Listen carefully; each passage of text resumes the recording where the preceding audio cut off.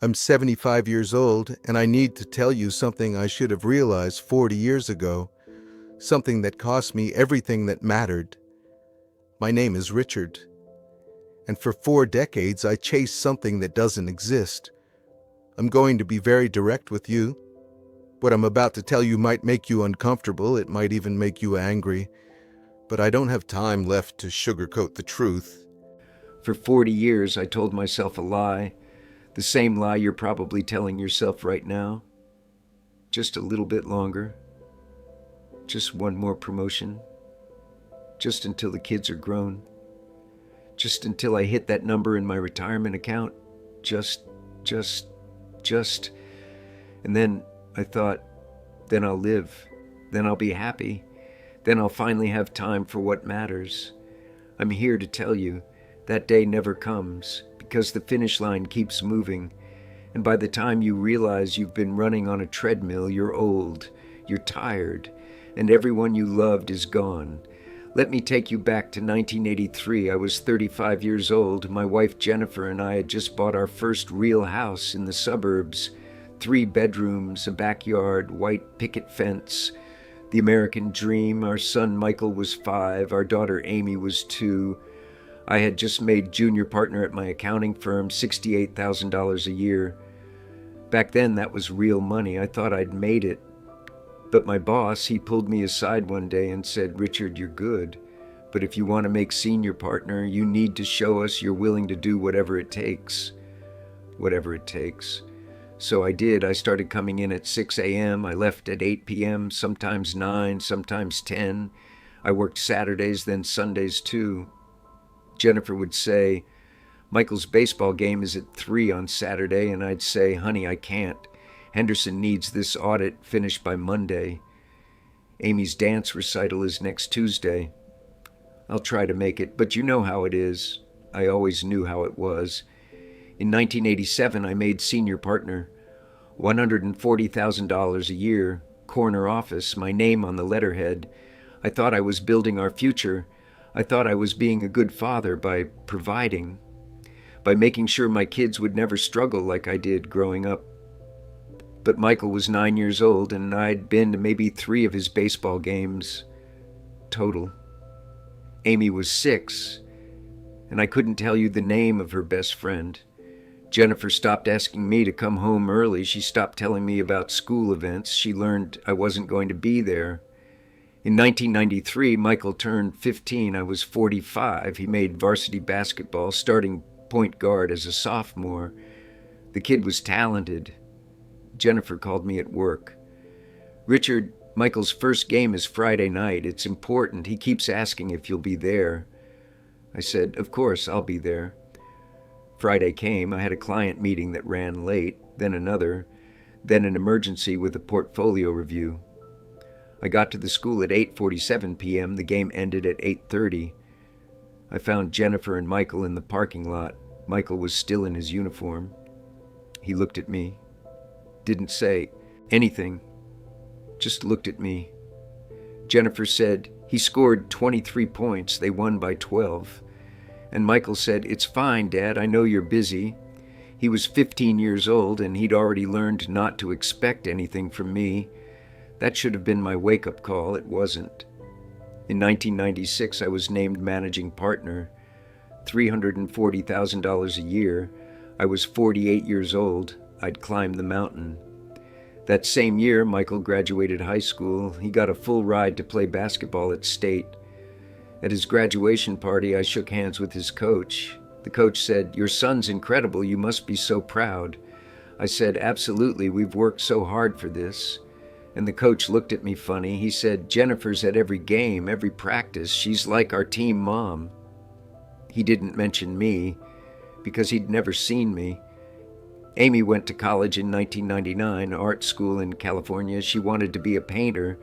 I told her it was a waste of money. I told her to study business, something practical.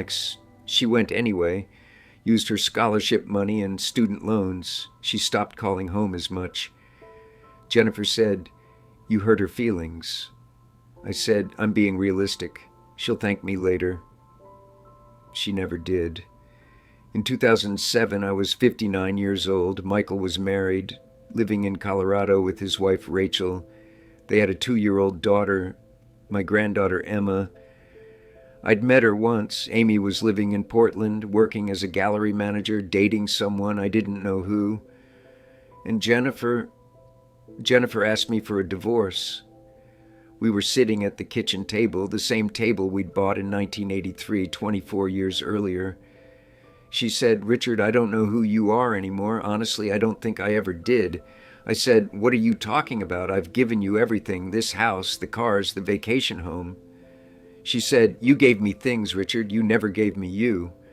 We'd been married 32 years, and I couldn't remember the last time we'd had a real conversation, the last time I'd asked her about her day and actually listened, the last time we'd laughed together. She said she felt like she'd been living alone for 3 decades. She said she woke up one morning and realized she was 58 years old, and she'd spent her entire adult life waiting for me to show up. She was done waiting. We signed the papers. In 2008, I moved into a condo downtown, 200 square feet. Everything was new and clean and empty. I had my flat-screen TV, my leather furniture, my home office, and nobody to share it with. That should have been my wake-up call. It still wasn't. I threw myself into work even harder because that's what I knew, that's what I was good at. In 2011, I had a heart attack. I was 63 years old. I was working late on a Thursday night. Everyone else had gone home. I felt this pressure in my chest, this tightness. My left arm went numb. I drove myself to the hospital. Think about that. I had a heart attack, and I drove myself to the hospital because there was nobody to call. Michael was in Colorado. Amy was in Portland. Jennifer had remarried. I was alone. The doctor came in the next morning. He said, "Mr. Harrison, you're lucky to be alive, but you need to make some serious changes. Less stress, less work, more rest, more time with family." I nodded. I agreed. I was back in the office 2 weeks later. In 2014, my best friend Carl died. We'd known each other since high school, 57 years. Carl was the guy who was at my wedding, who was there when Michael was born, who came to the hospital when I had my heart attack. He was the guy who called me every Sunday morning for decades just to talk about nothing, about everything. And you want to know something? For the last 10 years, I barely answered those calls. I was always too busy, always had something more important to do. At his funeral, Carl's son stood up and talked about how his dad coached his Little League team, how he never missed a recital, how he took the family camping every summer, how he was always there. And I sat in that pew and I realized I had more money than Carl ever did, a bigger house, a more impressive career, but Carl had lived a life and I hadn't. That was my wake-up call. I was 66 years old, and I finally understood what I'd done. Here's what I learned too late. Success is a trap. Because once you achieve one goal, there's always another, always a higher mountain, always a bigger number. You tell yourself, just this next promotion, just this next deal, just until I hit $500,000 in the bank, then $1 million, then $2 million. But that number keeps moving. The goalpost keeps moving. And meanwhile, your kids are growing up. Your spouse is growing distant. Your parents are getting older. Your friends are dying. And you're missing all of it because you're chasing something that will never satisfy you. I want you to understand something. Your company will replace you in 2 weeks. The work you think is so important, someone else will do it, and the company will keep running. But your daughter's childhood won't wait. Your son's basketball games won't wait. Your spouse's patience won't wait. Your parents won't live forever. Your time is finite, and you're spending it like it's infinite. After Carl's funeral, I tried to fix things. I called Michael. I said, "I want to come visit, meet Emma properly, spend some time with you guys." He said, "Sure, Dad, that'd be nice." He was polite, distant, like I was an acquaintance, not his father. I flew to Colorado, spent a long weekend with them. Emma was 9 years old. Beautiful kid, smart, funny. She didn't know me. Rachel was kind, but I could tell she'd heard stories about the dad who was never around, who missed everything. Michael and I sat on his back porch one night, just the two of us. I said, "Son, I'm sorry I wasn't there." He was quiet for a long time. Then he said, "Dad, I used to watch the stands during my games, every single game, looking for you. By high school, I stopped looking. I knew you wouldn't be there." He said it matter of fact. No anger, no emotion. That was worse than anger. He'd accepted it. He'd accepted that I wasn't part of his life. And now he was just being polite to this old man who happened to be his biological father. I called Amy. We hadn't spoken in almost a year. She agreed to meet for coffee when I got back. We sat in a Starbucks in downtown Portland. She'd cut her hair short, had a tattoo on her wrist. She looked like Jennifer. I said, "How's the gallery?" She said, "Fine." I said, Are you still painting?" She said, "Sometimes." It was like talking to a stranger. I finally said, "Amy, I know I wasn't the father you deserved. I'm sorry." She looked at me and she said, "Dad, I stopped needing a father when I was 16. I needed you when I was 6, when I was 10, when I was 14 and scared and didn't know who I was." She said, "I sent you my art. For years I mailed you drawings, paintings. You never said anything about them, not once." I didn't remember. I'm sure I got them. I'm sure I glanced at them and said, "That's nice, honey," and then went back to work.